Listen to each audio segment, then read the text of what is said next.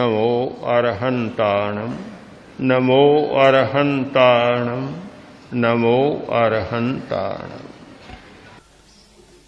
एक समाजशास्त्री और दूसरा अर्थशास्त्री दोनों एक साथ उपस्थित हुए और उन्होंने चिंता के स्वर में कहा कि धर्म ने पहले ही देश को निठल्ला बना दिया। शताब्दियों से धर्म करने वाले लोग निकम्मे भाग्य के भरोसे बैठे हैं, कोई पुरुषार्थ नहीं करते, बड़ा श्रम नहीं करते, कतराते हैं काम करते हुए। जैसा भाग में लिखा है वैसा हो जाएगा मानकर चल रहे हैं। गाड़ी पर भी राम भरोसे मिलता है और चिंतन में भाग भरोसे मिलता है। धर्म ने यह स्थिति पैदा कर दी और अब फिर यह ध्यान और चल पड़ा और सब निकम्मे बन जाए। जैसे जैसे ध्यान का विकास होगा लोग आंख मूंद कर बैठ जाएंगे, निकम्मे बैठे रहेंगे और निकम्मे बैठते हैं तो शांति का तो अनुभव होता ही है। निठल्ले बैठते हैं, एक जगह बैठते हैं तो कुछ आनंद का अनुभव तो होता ही है, आराम मिलता ही है। और यह निठल्लापन बढ़ जाएगा, गरीबी और बढ़ेगी, समस्याएं और विकट बन जाएंगी। राष्ट्र के लिए, समाज के लिए यह कल्याणकारी नहीं होगा, हितकर नहीं होगा। इस प्रवृत्ति को जल्दी रोक देना चाहिए। उनकी चिंता को देखते हुए लगता था कि वे कोई कृत्रिम बात नहीं कर रहे, कोई बनावटी बात उनके पास नहीं है। वे एक सच्चाई का अनुभव कर रहे हैं और अपनी सच्चाई को मानसिक व्यथा के साथ प्रकट कर रहे। इस स्थिति में ध्यान की प्रक्रिया को चलाना एक प्रश्न है।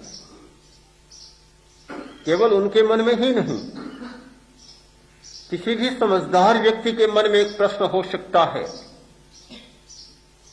क्या घंटों तक, दिनों तक सब काम छोड़कर और निकम्मा निठल्ला हो जाना इस गरीब राष्ट्र के प्रति अन्याय नहीं है?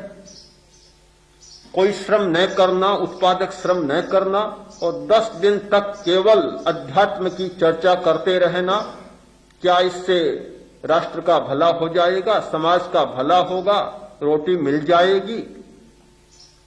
सहज ही एक प्रश्न तो उभरता है।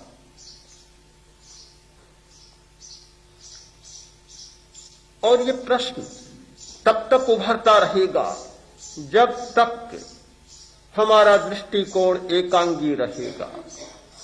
मुझे लगता है सारे प्रश्न, सारी समस्याएं वे यथार्थ को भी छूती हैं और नहीं भी छूती, फिर इसलिए जीती हैं कि सब टूटी हुई समस्याएं, टूटे हुए प्रश्न हैं, जुड़े हुए नहीं हैं। विज्ञान ने पहले अध्ययन शुरू किया, जीव शास्त्र, वनस्पति शास्त्र, रसायन शास्त्र, पर्यावरण शास्त्र, अलग अलग शाखाएं विभक्त कर दी। निर्णय लिए गए और निर्णय सही भी निकले, किंतु पूरा समाधान नहीं हुआ। अब विज्ञान स्थिति पर पहुंचा है, वैज्ञानिक लोग अब इस नई खोज में लगे हैं कि ये सारे के सारे इंटरलिंक्ड, सब कनेक्टेड हैं, जुड़े हुए हैं एक दूसरे से। जब तक इनका समवेत अध्ययन नहीं होगा, एक साथ सारी शाखाओं को जोड़कर नहीं देखा जाएगा, तब तक वास्तविकता हाथ नहीं लगेगी। ये सारे एकांगी दृष्टि के निर्णय अपने आप में गलत निर्णय होते चले जा रहे हैं। अब आज एंथ्रोपोलॉजी हो, चाहे साइकोलॉजी, चाहे नृतत्व विद्या, चाहे मानस शास्त्र, चाहे जीव शास्त्र, चाहे ऐतिहासिक पहलू, सबको एक साथ अध्ययन करने का प्रयत्न किया जा रहा है, तोड़ तोड़ कर नहीं। ठीक साध्यवाद का दृष्टिकोण विज्ञान के क्षेत्र में प्रवेश पा रहा है। तोड़कर मत देखो, एक वस्तु के अनंत पहलू हैं, तुम जितना देख सको सापेक्ष देखो। एक एक पहलू को देखोगे, निर्णय तो हाथ लगेगा, किंतु वह सही निर्णय नहीं होगा, पहुंचाने वाला निर्णय नहीं होगा, नैर्यात्रिक नहीं होगा, जो ठेक तक पहुंचा सके समस्या के पार तक। समस्या के पार तक तभी पहुंचा जा सकता है जब हमारा अध्ययन सभी पहलुओं का जुड़ा हुआ हो और उन्हीं के आधार पर हमारा कोई निर्णय निकले।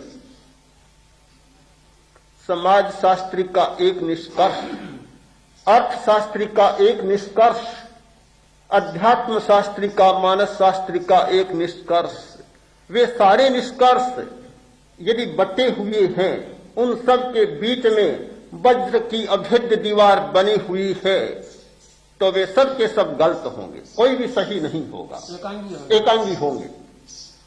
सही वे तभी हो सकते हैं जब वह दीवार तोड़ दी जाए और सापेक्षता के सूत्र से उन्हें जोड़ दिया जाए।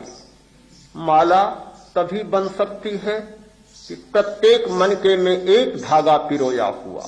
धागा एक है, मन के अलग हो सकते हैं तो एक माला बन सकती है, पर एक धागा और एक मन का रहेगा, माला कभी नहीं बनेगी।